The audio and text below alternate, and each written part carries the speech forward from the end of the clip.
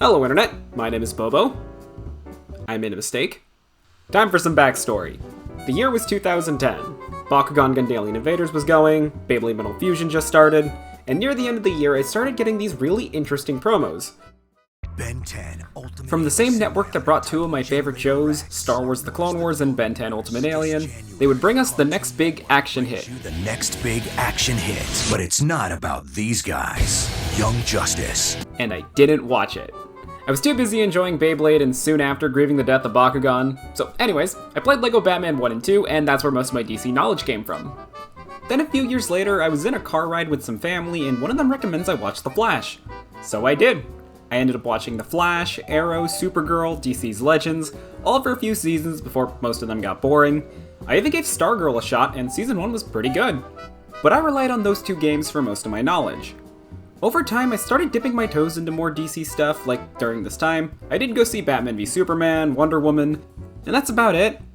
Oh, I did watch the Dark Knight trilogy and I really liked that. I watched the original Tim Burton Batman movie, it was okay. I saw Shazam eventually and I really liked it. I saw Wonder Woman 1984 when it was on streaming. That was meh. I also watched the first few episodes of Superman and Lois. It was alright. I even watched the original Teen Titans show and yeah, that was pretty good. But that was my experience with DC for a while. I did like a lot of this stuff, but not really enough to be a fan. I just liked some of the shows and movies and didn't like some others. Then my adventures with Superman happened. I got recommended the show's trailer on YouTube and was immediately interested. I tuned in every week and yeah, I really like this show. It's not super dark and grim, but it's willing to be serious at times. It's just not going to be. Here's what's really funny. Your mother.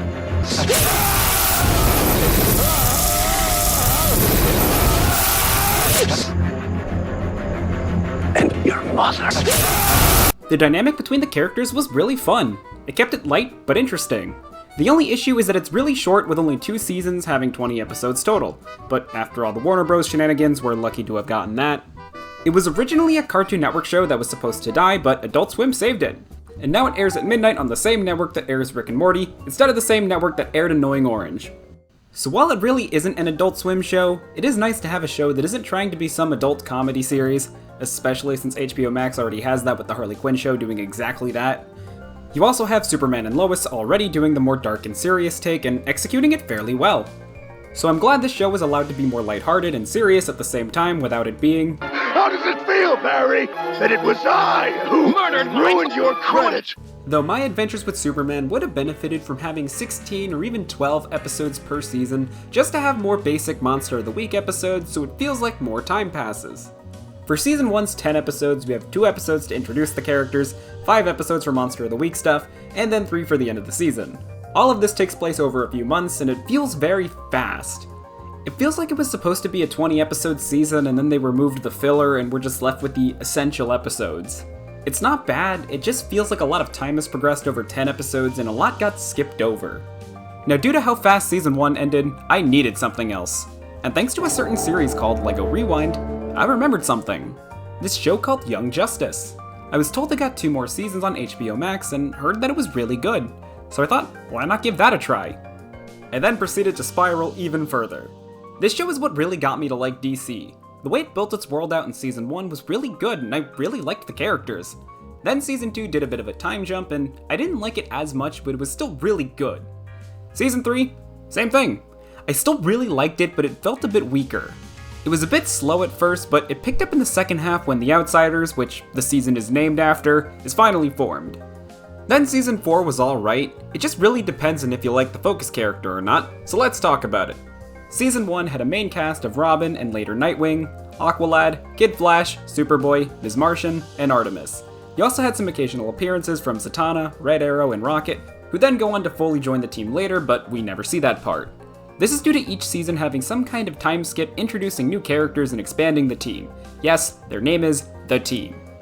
And none of them really stuck like the original 6, so for the rest of the show, they would remain the main characters with Zatanna and Rocket thrown in as semi-main characters for the rest of the show. Oh, and don't worry, I'm not gonna spoil anything.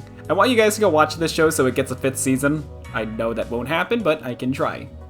I liked the main season 1 cast, though my personal standouts were Kid Flash and Artemis. Their dynamic was just really fun and easily had some of the best development throughout the show, though Artemis stuck with me as my favorite overall. This brings me back to Season 4. It isn't as episodic as Season 1. It's more focused on 3 to 4 episode long arcs that focus on 1 or 2 members of the original team while building up other characters around them. So they made a season of... I think it's a good idea on paper, but it creates really long droughts between character appearances. For example, if you like Aqualad, you have to wait 14 episodes for him to get any focus, and then you get 4 episodes with him. I feel Rocket gets this the worst. They brought back the intro from Season 1 and included Rocket. That's great, but she barely appears until episode 18, so it really highlights her absence for most of the show. But for me, my favorite character is Artemis, so are you surprised that the arc that involves her and Cassandra Cain is my favorite? I feel like I'm underselling it, but once again, don't want to spoil it, but Cassandra Cain is right now my favorite Batman character, so her being involved in some way is a positive. But that's my point. They focus on very specific things, and if you like it, then you will really like it. But if you don't, then you might just find it boring. Now back to Cassandra Cain. If you're wondering why I'm a fan of her, well now we gotta talk about... Wayne Family Adventures. It's a fun entry-level webtoon. It's a bunch of short stories of just the Bat fam hanging out and doing stuff. It's a good way to introduce people who don't know anything about Batman's extended cast, like Tim Drake. Who's that? Nobody cares about Tim Drake! And due to this, I have realized that Cassandra Cain is the best one, and I will not be elaborating further. This comic has a similar tone to My Adventures with Superman, just with Batman characters, so it's pretty good. I also watched a few of the DC animated movies like Justice League vs. the Fatal Five to dip my toes into the DCAU. Shortly after, I then watched Justice League and JLU and really enjoyed those. That was in late 2023, and since then, oh, it has gotten so much worse. I said I'd just stick to catching up on all the old DC animated stuff since it was all on HBO Max. Then it all got taken down and I wanted to move on to other things. No comics, I said. Then a friend got into them, and yeah, you can see how well that went. I originally wanted this video out in 2023 after I finished Young Justice, but I just kept spiraling further. I'm not going to do a whole series on my experience with every piece of DC media. I just wanted to make a video of me slowly going insane after finishing Young Justice. I just didn't expect it to get this bad and be impossible to go through all of it. But you can expect a few more videos on the comic side of things, and eventually some videos talking about some other DC related stuff. I also just realized while editing, I went through this whole video without even talking about how peak the new Superman movie was. So yeah, there will be more. But right now, I'm gonna go check out Batman Arkham. I got the games a while back, but I haven't gotten too far into them. So I'm gonna go play those, and I'll let you know about my mental stability then.